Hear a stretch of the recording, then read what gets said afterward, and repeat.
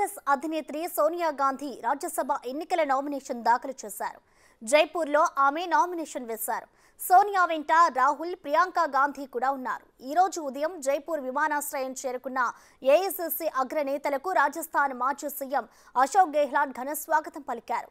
సోనియా గాంధీ ఈసారి రాజస్థాన్ నుంచి రాజ్యసభ ఎన్నికల బరిలో ఉన్న విషయం తెలిసిందే.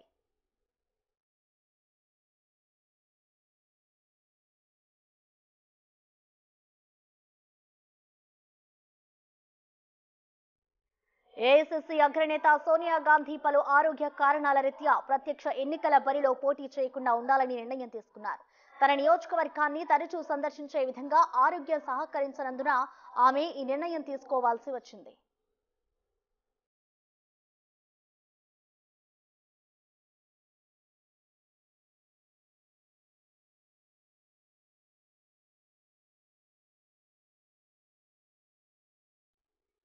రేపటితో రాజ్యసభ ఎన్నికల నామినేషన్ గడువు ముగియనుంది. ఈ నెల 27న రాజ్యసభ ఎన్నికలు జరగనున్నాయి. రాజస్థాన్ నుంచి రాజ్యసభ సభ్యురాలిగా సోనియా గాంధీ పోటీ చేసేందుకు నిర్ణయం తీసుకోవడాన్ని తాము సాదరంగా స్వాగతిస్తున్నామన్నారు రాజస్థాన్ మాజీ సీఎం అశోక్ గెహ్లాట్.